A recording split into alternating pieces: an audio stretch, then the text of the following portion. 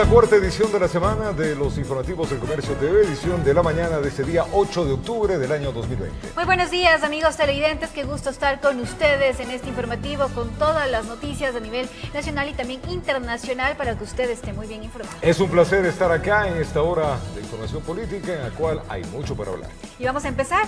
Les contamos que la Corte Nacional de Justicia solicita a la Interpol que emita una notificación roja contra 15 de los 20 sentenciados por el caso Sobornos 2012-2016. En la lista se encuentra Rafael Correa. Corte Nacional de Justicia solicitó a la Organización Internacional de Policía Criminal Interpol que emita una notificación roja sobre 15 de los sentenciados por el caso Sobornos 2012-2016. Entre ellos se encuentra el expresidente Rafael Correa. Ha habido un pedido de notificación roja y entiendo que las instituciones se encargarán de seguirlo haciendo las gestiones a nivel internacional.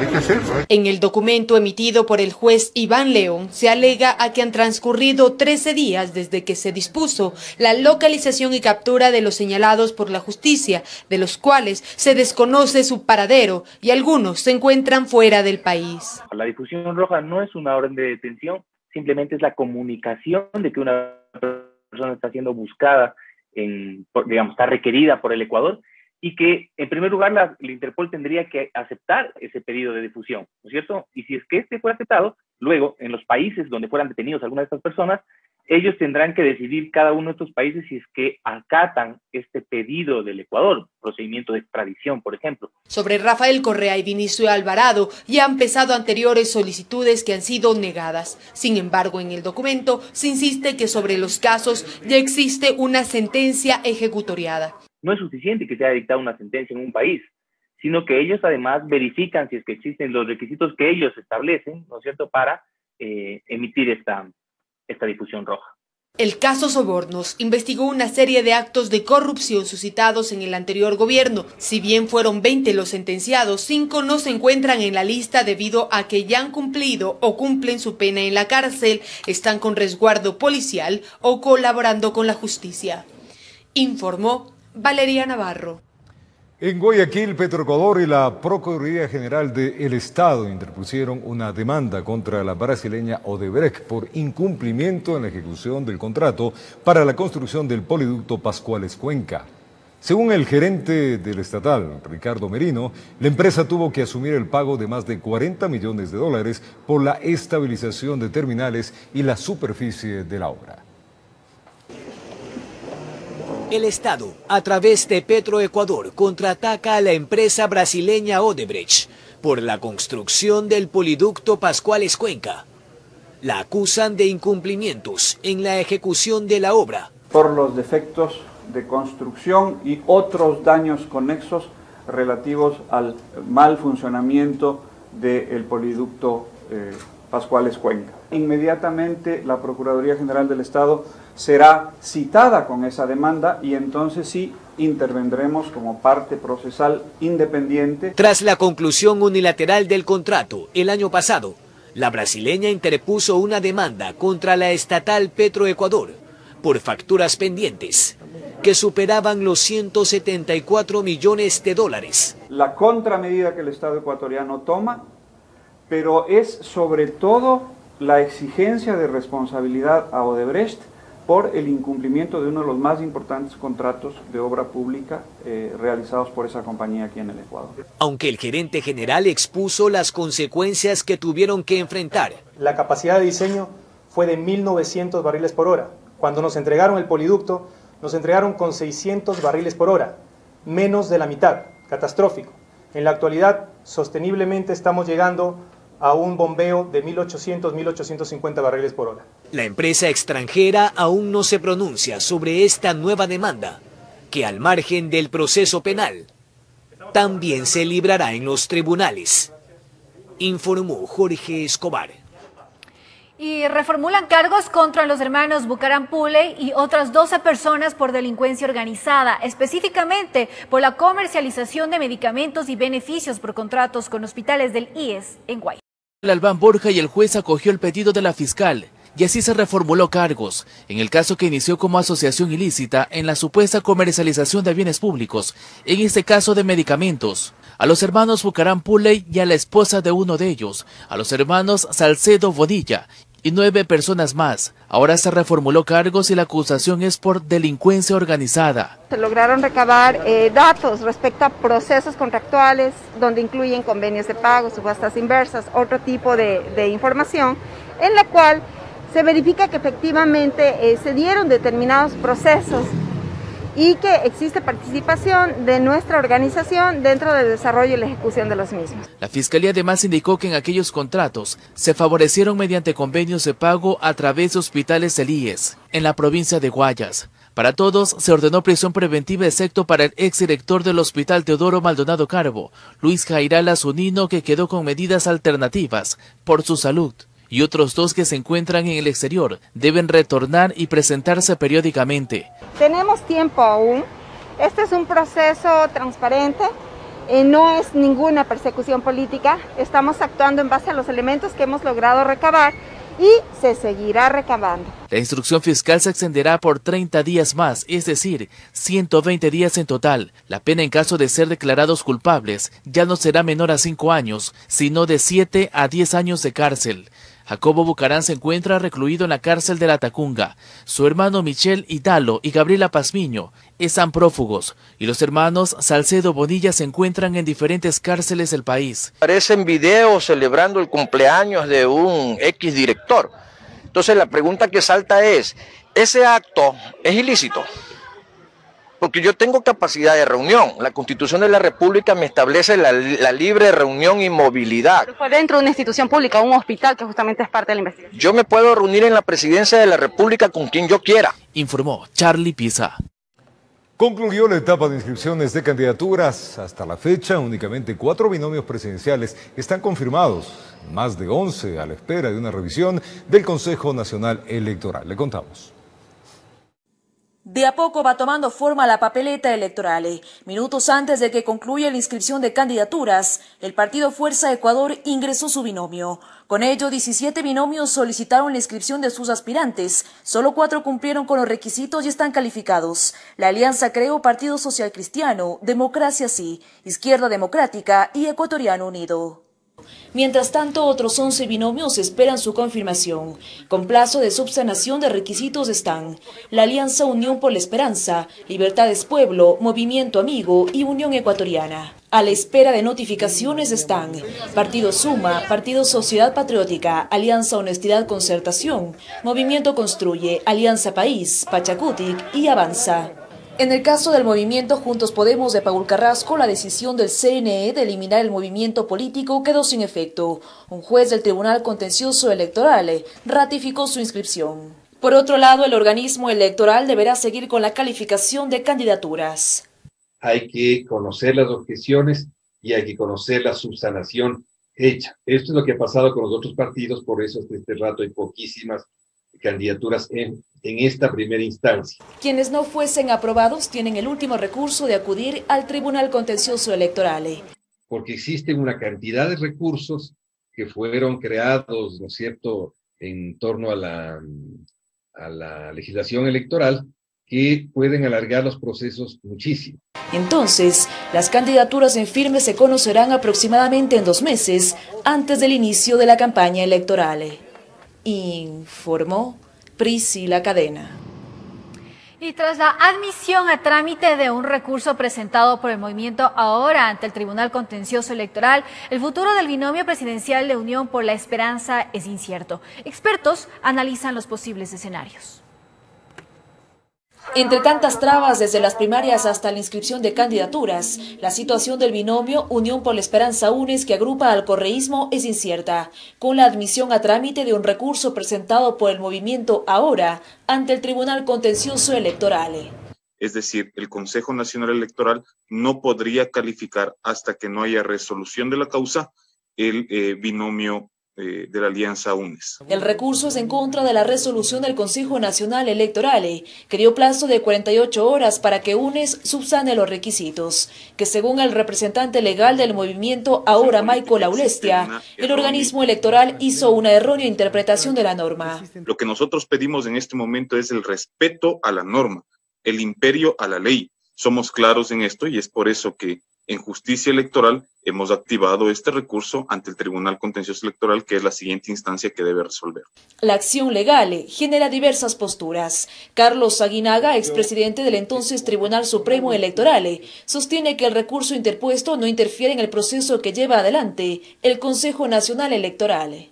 En base al artículo 269, numeral 15, en primer lugar debo decir que la resolución adoptada por el Consejo Nacional Electoral no se suspende, es decir, continúa el trámite de calificación de la candidatura. Otra es la postura del constitucionalista Ismael Quintana. Explica que con el recurso subjetivo electoral queda en suspenso la decisión del CNE y por lo tanto el futuro de UNES es incierto. Que solamente con lo que resuelva en definitiva instancia el Pleno del Tribunal vamos a tener ya una decisión ejecutoriada, una decisión firme y que nos permitirá saber si es que realmente este binomio correísta va a poder participar o no en la contienda electoral. Días atrás, UNES completó los requisitos y la presentación del precandidato a la vicepresidencia, Carlos Rabascal. Ahora, el Tribunal Contencioso Electoral tendrá 15 días para emitir un fallo de primera instancia. Informó Priscila Cadena.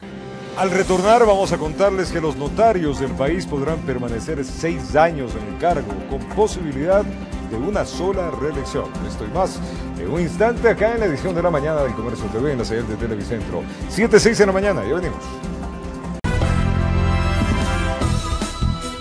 Preste atención. Los notarios del país podrán permanecer 6 años en el cargo, esto con posibilidad de una sola reelección, siempre y cuando cumplan los estándares de rendimiento establecidos en la reforma del Código Orgánico de la Función Judicial. Escuchemos. El proyecto de reformas al Código Orgánico de la Función Judicial, que se encuentra ya en manos del Ejecutivo, consta de varios puntos, entre ellos uno que generó debate. Se trata de la reelección de las y los notarios. Es así que el artículo 300 de la normativa establece que los notarios permanecerán en el ejercicio de sus funciones por un periodo de 6 años y podrán reelegirse por una sola vez para la misma u otra notaría. Porque el espíritu de la norma es que no te quedes en el puesto, que no te adueñes de la notaría. Y es precisamente para la reelección que deberán cumplir con estándares de rendimiento. Es una de las competencias y atribuciones del Consejo de la Judicatura. Dichos estándares constan en el artículo 301.2, donde se establece entre los más importantes la declaración patrimonial jurada conforme a lo establecido en la ley, cumplimiento en el uso de herramientas tecnológicas que registren las actividades notariales, entrega de información relativa a los contratos cuya cuantía debe ser reportada por la UAFE, no encontrarse inmerso en ninguna de las inhabilidades para ejercer la función judicial, así como encontrarse al día en el cumplimiento de sus obligaciones patronales y laborales respecto de los trabajadores de la notaría a su cargo, entre otros puntos. Para la reelección también hubiera sido necesario un nuevo concurso de merecimientos y oposición, pero del debate y de la aprobación del texto era claro que el concurso es para acceder al puesto, no para la reelección. Además, en la normativa se incluye una disposición transitoria, donde se señala que por esta única vez, las notarias y los notarios que ingresaron mediante concurso desde el 2013 y que hayan concluido su primer periodo y se encuentren en funciones prorrogadas, podrán ser reelectas o reelectos para su segundo periodo.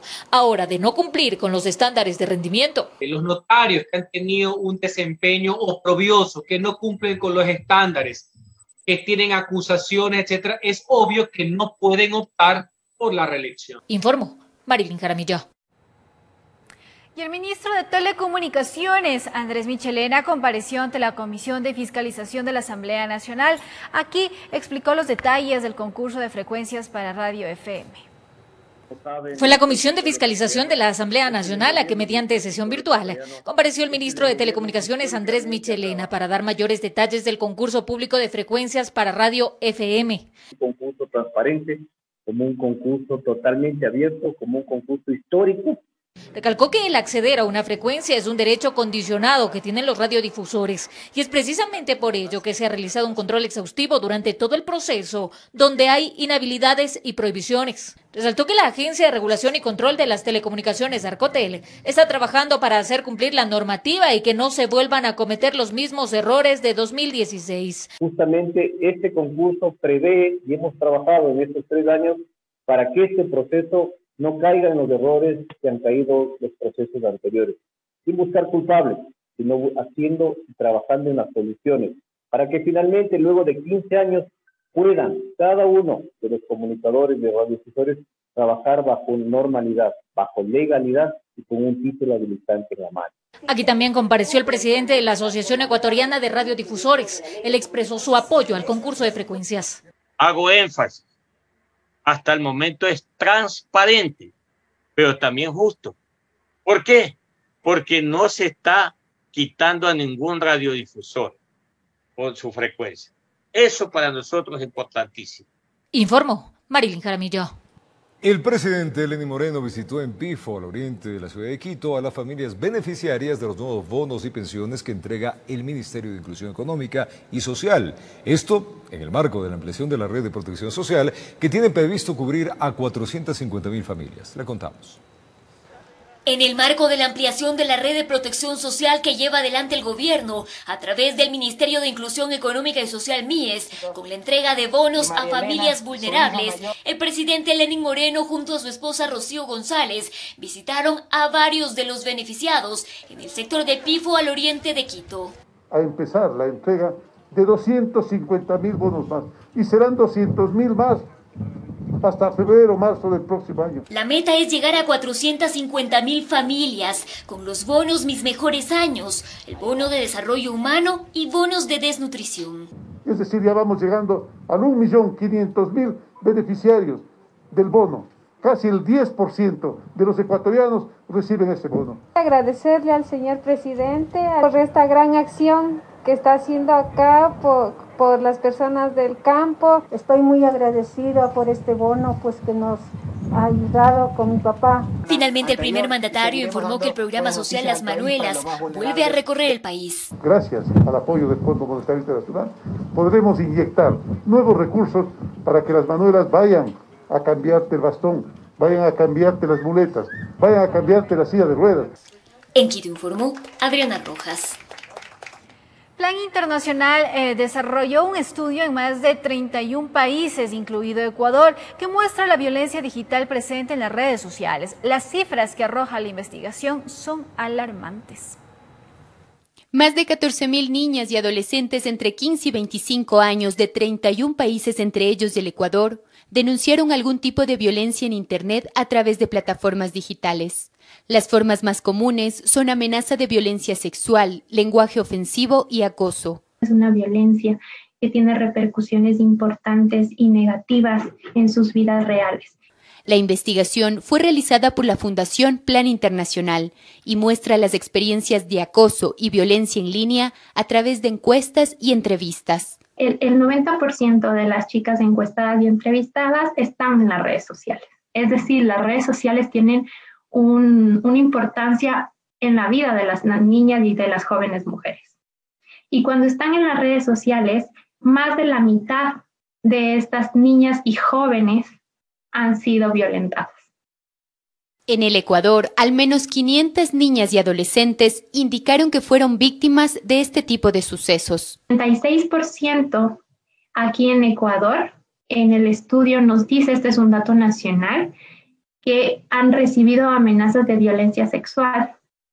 Las cifras continúan, ya que un 76% de las respuestas precisó que la violencia fue por parte de hombres, la mayoría por descalificativos generados al compartir opiniones o pensamientos en redes sociales. Y que las niñas tienen todo el derecho de opinar sobre temas que les impactan y que son importantes en sus vidas.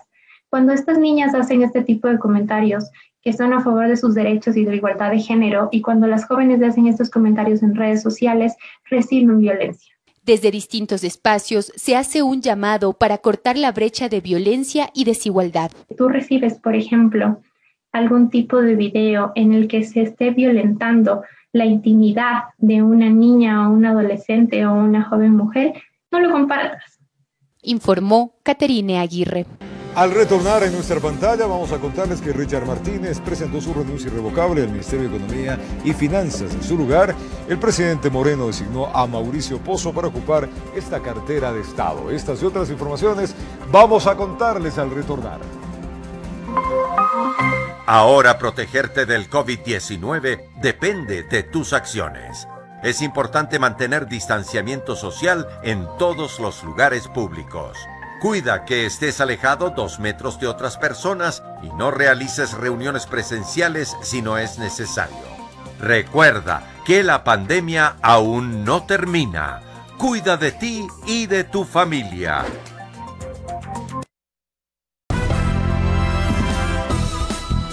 Siempre es un placer estar con ustedes. Richard Martínez presentó su renuncia irrevocable al Ministerio de Economía y Finanzas. En su lugar, el presidente Lenín Moreno designó a Mauricio Pozo para ocupar esta cartera de Estado. En rueda de prensa, Pozo aseguró que su trabajo irá en pos del fortalecimiento económico del Ecuador. Veamos. La transición producto del cambio de ministro de Finanzas fue afable. De una parte, Richard Martínez dijo que la cartera de Estado queda en manos honestas y el actual titular de la institución, Mauricio Pozo, agradeció por el trabajo ejecutado por el saliente funcionario. Felicito y agradezco al economista Mauricio Pozo, nuevo ministro de Economía, por asumir este desafío. Quiero reconocer el trabajo de Richard Martínez, de agradecerle por su esfuerzo, su dedicación. Ya en materia, lo puntual expuesto por el flamante ministro de Finanzas Mauricio Pozo fue que en su gestión se fortalecerá la estabilidad económica del país. Y adicionalmente poder convocar a un diálogo nacional para poder encontrar consensos básicos en reformas que el Ecuador requiere, independiente del acuerdo que tenga con el organismo internacional llamado Fondo Monetario. También señaló que dará continuidad al capital de trabajo de la administración reciente. Con ello ratificó las funciones de los viceministros actuales. Y en ese sentido seguirán conmigo los viceministros de Economía y Finanzas, Esteban Fierro y Fabián Carrillo, me estarán acompañando. De su parte, el economista Richard Martínez expuso lo que a su criterio significaron logros al interior de su gestión. Acciones que ratificó permitieron blindar la dolarización. Redujimos el capital en 1.500 millones de dólares, bajamos la tasa de interés prácticamente a la mitad. La deuda bilateral con China también debía revisarse. Logramos un alivio de cerca de 900 millones de dólares entre este año y el próximo. Richard Martínez renunció a su cargo de ministro de Finanzas este miércoles. Al salir de la cartera de Estado, se sabe, trabajará para el Banco Interamericano de Desarrollo. Aceptada su renuncia, el presidente Lenín Moreno, mediante decreto ejecutivo 1168, designó a Mauricio Pozo en su reemplazo. No es la primera vez que Pozo ostenta este cargo, ya que entre 2003 y 2004, en el gobierno de Lucio Gutiérrez, fungió como titular de la entidad. Informó Javier Rosero. El nuevo ministro de Economía, Mauricio Pozo, no es un rostro nuevo en el escenario nacional. Él ha desempeñado cargos en gobiernos anteriores, así como ha formado parte de directorios de instituciones financieras del Estado. Vamos a revisar un poco del perfil del nuevo ministro. Veamos. Mauricio Pozo es economista graduado en la Universidad Católica. Cuenta con un máster en Economía en la Universidad Notre Dame. Fue asesor económico de la Junta Monetaria. Fue también presidente y miembro de directorios del Banco Central, Banco de Desarrollo, Agencia de Garantías de Depósitos y Servicio de Rentas Internas. Fue también ministro de Economía en el gobierno de Lucio Gutiérrez de enero del 2003 a junio del 2004. Por 25 años fue presidente y fundador de una compañía consultora en macroeconomía y finanzas. Ha sido profesor y decano en varias universidades del país. Adicionalmente, por su trayectoria ha recibido reconocimientos del Cuerpo Consular de Quito. La renuncia de Richard Martínez. La renuncia de Richard Martínez al Ministerio de Finanzas no lo exime de responder a un posible proceso de juicio político en la Asamblea Nacional. En total, son 5 pedidos de juicio político en su contra. Veamos. El artículo 131 de la Constitución de la República es puntual al manifestar que la Asamblea Nacional podrá llamar a juicio político a un ministro de Estado hasta un año después del ejercicio de su cargo. Dentro de ese marco, asegura la Comisión de Fiscalización del Parlamento, el exministro Richard Martínez deberá responder por los procesos de juicio político que tiene pendientes. El economista Martínez haya renunciado no le eximen de su responsabilidad, porque durante un año él está sujeto al juicio político. En total son 5 los pedidos de juicio político en contra de Martínez que se encuentran aún en la presidencia del Legislativo. Es el titular del Parlamento quien debe direccionarlos hasta la Comisión de Fiscalización para que la misma los admita a trámite. Entonces, con los 5 juicios políticos que están durmiendo el sueño de los justos sobre el escritorio del presidente de la Asamblea Nacional, de manera inmediata tienen que ser enviados a la Comisión de Fiscalización para que inicien su trámite correspondiente. Teniendo presente la ley respecto de los procesos de juicio político, saben bien los legisladores que tras la renuncia de Martínez ya no puede proceder la destitución. Más lo que sí sería viable de pasar al Pleno una recomendación de juicio político es la censura del mismo. Efectivamente, la ley en su artículo 79 establece de que si es pasado un año solamente cabría la censura y no la destitución, de la cual limitaría a los derechos políticos. Las solicitudes de juicio político en contra de Martínez tienen como argumento, entre otros temas, el manejo de la deuda externa y la no entrega de recursos a universidades, hospitales y municipios. Informó Javier Rosero. Y el Ministerio de Finanzas descartó un incremento del IVA al 15% tras el acuerdo con el Fondo Monetario Internacional. Se aclaró que las reformas tributarias que constan en el programa deberán analizar el próximo gobierno. El Ministerio de Finanzas explicó y aclaró al país aspectos referentes al programa con el Fondo Monetario Internacional que generaron incertidumbre, sobre todo frente a un posible incremento del IVA, algo que fue descartado por esta cartera de Estado, pues señaló: no existe en este momento ningún proyecto de ley de reforma tributaria que haya sido enviado a la Asamblea Nacional para su tratamiento.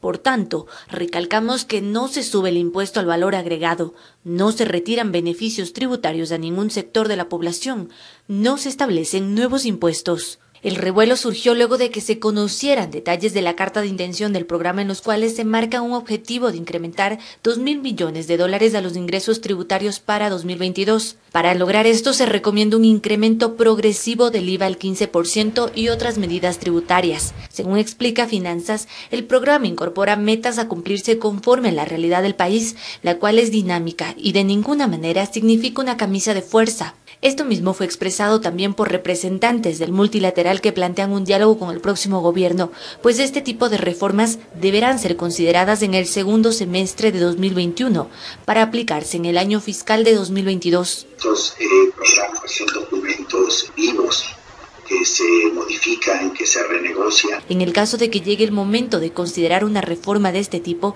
el economista Vicente Albornoz asegura que se podrían considerar otras alternativas. Lo que se está haciendo es dando ideas de cómo reducir el déficit. Usted tiene gastos de este tamaño, ingresos de este tamaño. Y la pregunta es ¿cómo achico el hueco? De acuerdo a lo expresado por el gobierno, este régimen dejará un borrador del paquete de reformas y resalta que el programa es una hoja de ruta que deberá definirse el próximo año bajo criterios de equidad y progresividad. Es decir, quien más tiene, más paga. Informó Carolina Basante. 7:33 en la mañana, 6:33 allá en Galápagos. Alrededor de 190 alcaldes tendrán una reunión con autoridades gubernamentales para conocer detalles de cómo se pagará la deuda que tiene el Estado con los gobiernos descentralizados. La misma que ya supera los $1.000 millones. Le contamos. A los municipios medianos y grandes. El pasado domingo, el presidente de la República, Lenín Moreno, indicó que parte del dinero que proviene del Fondo Monetario Internacional será destinado a los gobiernos autónomos descentralizados. La Asociación de Municipalidades del Ecuador, AME, asegura que la deuda que tiene el Estado con este sector supera los $1.000 millones. Estamos en morosidad con nuestros proveedores, algunos municipios no han pagado sueldos y salarios, no se está ejecutando obra pública, es decir, se paralizó la ejecución de obra pública. Solo de Quito, estas son las cifras. Tenemos una deuda de alrededor de $360 millones, en donde solamente de la devolución del IVA son $130 millones, y requerimos un plan de pagos, el que le sea más conveniente al gobierno nacional. No le estamos exigiendo la totalidad, pero sí necesitamos una parte en efectivo, una parte en certificados, una parte en bonos. El alcalde de Quito, Jorge Yunde, indicó que ya se han recibido en estos días cerca de $23 millones que se destinarán al pago de los trabajadores del área de la cultura que han permanecido 3 meses sin cobrar el sueldo. Este jueves se prevé una reunión entre 190 alcaldes con el presidente de la República y ministros para tratar sobre la deuda. Entre las solicitudes que se hará a las autoridades es que no se reduzca drásticamente el presupuesto. Si bien la Constitución le obliga a hacer una reducción de estos recursos, nosotros hemos puesto una consulta al Procurador General del Estado en el artículo 118 del Código de Planificación y Finanzas, que dice que en el segundo cuatrimestre no puede ser más allá del 5%, una reducción de los presupuestos municipales. Este jueves se espera conocer a detalles cuál es el monto que el gobierno destinará a los GATS de los 2.000 millones que llegaron del FMI. Informó Valeria Navarro. Nos vamos a un corte comercial, amigos televidentes. Al retornar les contamos que la Corte Constitucional ordena la creación de un plan para pagar la deuda que se sostiene en las clínicas de diálisis. Ya regresamos con esta información y más. Ahora protegerte del COVID-19 depende de tus acciones. Es importante mantener distanciamiento social en todos los lugares públicos. Cuida que estés alejado 2 metros de otras personas y no realices reuniones presenciales si no es necesario. Recuerda que la pandemia aún no termina. Cuida de ti y de tu familia.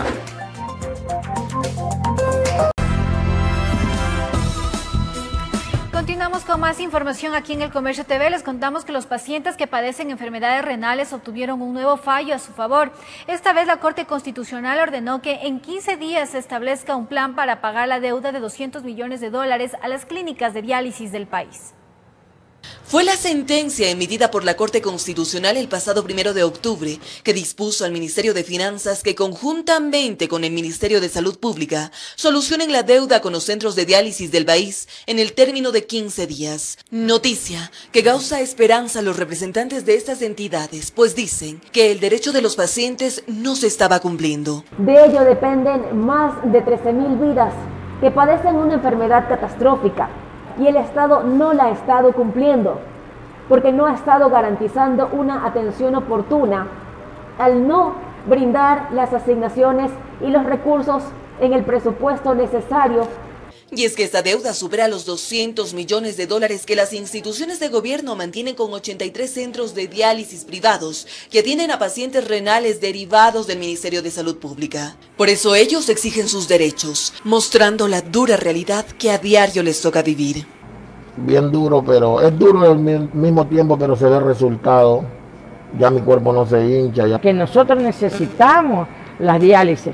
Los trabajadores necesitan su dinero para que sigan adelante. Por eso ahora lo que piden son soluciones. Y ya los 15 días están corriendo. Quedan 8 días. Cumplan con establecer este plan para que se pueda regularizar el pago de la deuda. Además de ello, el dictamen resuelto por la Corte Constitucional establece que el Ministerio de Salud Pública presente sus propuestas para fortalecer el tratamiento de los pacientes renales en un plazo de 30 días. Hasta el momento no ha habido ningún pronunciamiento de las autoridades del Ministerio de Finanzas y del Ministerio de Salud, informó Ismenia Solórzano. El presidente Lenín Moreno y la vicepresidenta María Alejandra Muñoz visitaron Solca en Guayaquil. Allá recibieron la distinción de embajadores de la Esperanza por su apoyo a la construcción del Hospital Oncopediátrico del Ecuador. Veamos. El primer mandatario Lenín Moreno visitó Solca, donde destacó el compromiso de los profesionales de la salud que trabajan en dicho instituto oncológico. Además mostró su apoyo para construir el primer hospital oncopediátrico del Ecuador y habló de otros esfuerzos que ha realizado el Ejecutivo.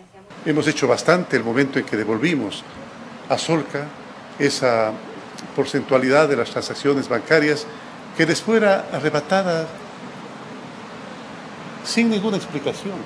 Los miembros del directorio de Solca señalaron que en la actualidad no existe un superávit para continuar con la implementación de nuevas tecnologías y por eso esperan seguir contando con el soporte del gobierno. Esperemos recuperar esa situación en el tiempo y con ajustes que haremos oportunamente y que asumo y pido la comprensión del caso. Pero intertanto nosotros hemos cumplido y seguiremos cumpliendo. El presidente Moreno y la vicepresidenta María Alejandra Muñoz recibieron las distinciones de embajadores de Esperanza, informó Adriana Peralta. Y en nuestro segmento de emprendimientos les presentamos en esta ocasión réplicas en miniatura de edificios tradicionales o patrimoniales del Ecuador. Los mismos son elaborados por 2 artesanos que buscan revivir la historia y la cultura nacional. En un pequeño taller ubicado en el barrio Ferroviaria Alta al sur de Quito, los hermanos Arnaldo y Nelson Galvez ponen a prueba su creatividad e investigación. Atraídos siempre por la historia y la cultura, han dedicado su tiempo a realizar réplicas a pequeña escala de algunos edificios arquitectónicos del Ecuador. Una cosa es tener un adorno y otra cosa es tener un adorno que nos identifique, que nos cuente una historia de nuestro país, de nuestra vida. La estación de bomberos de Quito, el colegio militar Eloy Alfaro, el puente de piedra de la Recoleta y antiguas casas tradicionales de Guayaquil son recreadas. Cada una cuenta su historia. Es la iglesia del Belén de Quito. Y la iglesia del Belén de Quito es la primera iglesia que se construyó acá en el siglo XVI. ¿Sí? Nació como una ermita en el colegio Las Mercedarias, más arribita de la Universidad de la Maternidad Isidro Ayora. Entonces, ella es la que está en el parque, frente al churo del Parque Alameda. La pileta que se encuentra en la iglesia de San Francisco de Quito necesita al menos 25 piezas de madera. Poco a poco se van armando. Son varios los lugares que se pueden reconstruir y los precios varían. A partir de los $2 hasta los 15, $20. Depende del modelo. El emprendimiento del taller artesanal Sin Fronteras invita a la ciudadanía a que esta Navidad se armen ciudades de nacimiento con lo nuestro. Si usted está interesado en estas piezas elaboradas por manos ecuatorianas, comuníquese al 098-5752-256 o al 098-6252-082. Informó Valeria Navarro. La Corporación para la Seguridad Ciudadana de Guayaquil continúa con su misión de vigilar el correcto comportamiento de sus ciudadanos ante esta pandemia del COVID-19. Veamos.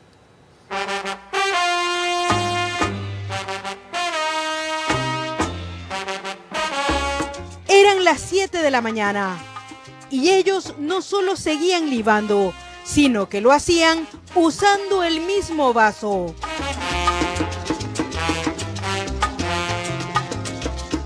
¿Y qué importa el día de la semana que era? Porque para los fiesteros da igual si es lunes o domingo. De repente escucharon a la voz. Comunicamos que está infringiendo la ordenanza municipal sobre el uso obligatorio de la mascarilla y el distanciamiento social. A las 12 personas que se encuentran en la vía, por favor, les recordamos que está siendo monitoreado. Y ni ella lo sensibilizó. La borrachera continuó allí en el Guasmo Sur, hasta que les cayó la Policía Nacional y los retiró. Mientras tanto, en Las Acacias, este ciudadano se pegó el susto de su vida cuando personal de la Corporación para la Seguridad Ciudadana de Guayaquil utilizó su megáfono para recordarle el uso de la mascarilla. Al caballero de la motocicleta, por favor, le recordamos el uso obligatorio de la mascarilla. Él y todos los ciudadanos de Guayaquil tenemos la obligación de portar correctamente esta prenda, con la cual no solo salvaremos vidas, sino también evitaremos la sanción del 20% de un salario básico unificado, que equivale a $80, y 160 a los reincidentes, informó Maite Morán. Y el esfuerzo de los guayaquileños fue premiado por la municipalidad de la ciudad, quienes participaron en el primer concurso de balcones floridos, donde se entregaron 18 premios que alcanzaron un monto de $140.000.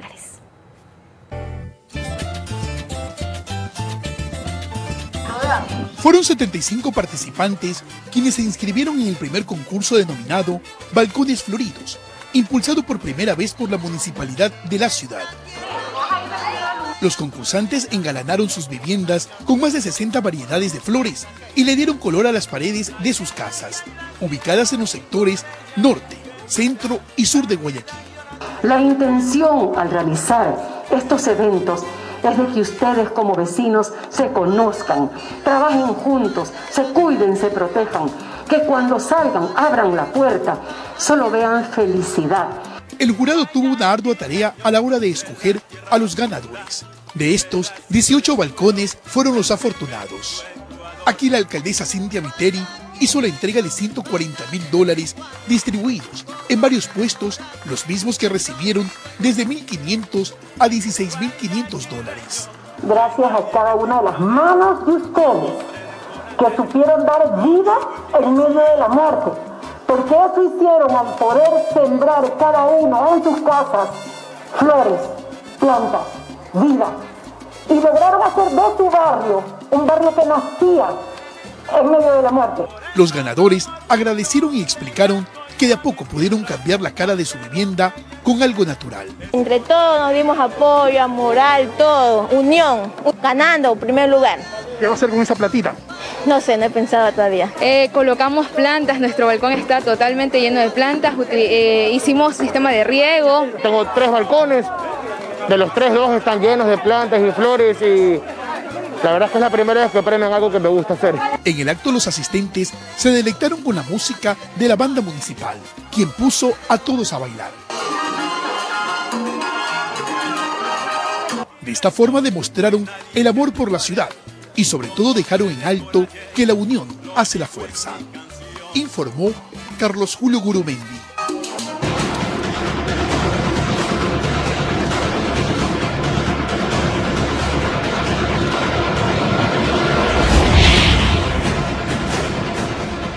Que recordemos, amigos, que en octubre del 2019 la inconformidad por las decisiones gubernamentales relacionadas con la eliminación de los subsidios de los combustibles desencadenó un sinnúmero de manifestaciones. El primer gremio en protestar fue la transportación del país. Un recuento. Este fue el panorama de la mañana del 3 de octubre del 2019.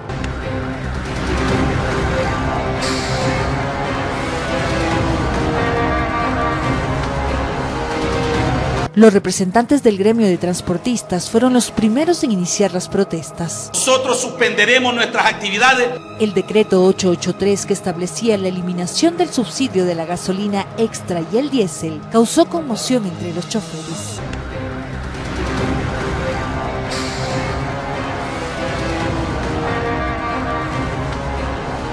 Por días los ciudadanos debieron caminar, ir en bicicleta y utilizar camionetas para movilizarse. Conforme pasaban las horas, la tensión incrementaba. No se llegan a ningún acuerdo y ya están cobrando los 35 centavos. Y ahorita dice que ya no hay buses. ¿Qué? Porque uno les dice que todavía no está alza la cuota. Y entonces bájense y lárguense en lo que ustedes quieran, dicen. Varios dirigentes de la transportación fueron privados de la libertad por suspender el servicio de taxis y buses. La resolución desencadenó un sinnúmero de manifestaciones. La paralización del servicio duró aproximadamente 48 horas, pero las protestas continuaron por 9 días más. Nunca convocamos a paro nacional. Sin embargo, muchos conductores señalaron que sus inconformidades no surgieron en ese momento. En diciembre del 2018, el gobierno acordó con los taxistas subsidiar parte del gasto del combustible y al parecer el acuerdo no se cumplió en su totalidad. A través de una tarjeta se nos iba a compensar 0.37 centavos por galón de combustible consumido, que nunca se dio. Mientras la exigencia previa del transporte público era el incremento de la tarifa, un tema que no tenía consenso. La economía hasta octubre venía estropeada y venía solicitándose que se revise el cuadro tarifario, que se revise la situación del reconocimiento de estos valores. Luego de un año de los sucesos, su postura es la misma. Exhortan a las autoridades a buscar mecanismos que les permitan acceder a un subsidio focalizado del combustible. Dijeron que el acuerdo se eliminaba el decreto y que iban a focalizar la situación del subsidio, que lamentablemente no se ha hecho hasta el momento, ojo. Focalizar el subsidio a los combustibles debe reflejarse en los surtidores. Actualmente existen mesas de trabajo que tratan las solicitudes de la transportación, que involucran a más de 50.000 choferes de escala nacional. En tanto, los precios de los combustibles fueron liberados bajo un sistema de bandas que establece un límite en la variación de los costos, informó Sofía Vintimilla. En el cantón Saquicilí, en la provincia de Cotopaxi, fue detenido un profesor acusado de pornografía infantil. Presuntamente utilizaba redes sociales para recabar fotografías con contenido sexual de menores que eran sus alumnas. Aparentemente se dedicaba a reclutar menores de edad a través de la red social Facebook para posterior solicitarles imágenes y videos de carácter sexual. De acuerdo a la investigación realizada, el implicado era profesor de las presuntas víctimas en un colegio del cantón Saquicilí. Se logró identificar a un docente de una unidad educativa en la provincia de Cotopaxi. Las víctimas son 2 menores de edad de 14 y 15 años. El modus operandi detallado por los agentes investigadores de la judicial: enviar solicitudes de amistad a varias menores, entre las cuales se pudo identificar que eran alumnas del sospechoso, o mejor dicho, docente, quien por medio de engaño solicitaba que las menores le envíen fotografías y videos de carácter sexual. Se dedicaba a contactar a sus alumnas y mediante engaños solicitaba le envíen archivos multimedia en fotos y videos con contenido sexual. Aparentemente se habría aprovechado de la corta edad de las víctimas, quienes cayeron en el engaño y accedieron a enviar fotografías y videos que más tarde fueron utilizados para, bajo amenazas, exigirles una cita, supuestamente con fines sexuales. Una vez adquirida su confianza, les insinuaba para mantener contacto físico-sexual. Entre los indicios que servirán para sustentar el caso, una computadora de propiedad del detenido, además de un celular, así como otro equipo de propiedad de la menor víctima del delito investigado. En la audiencia judicial, el juez dictó prisión preventiva en contra del docente de 33 años de edad, informó Iván Casamen.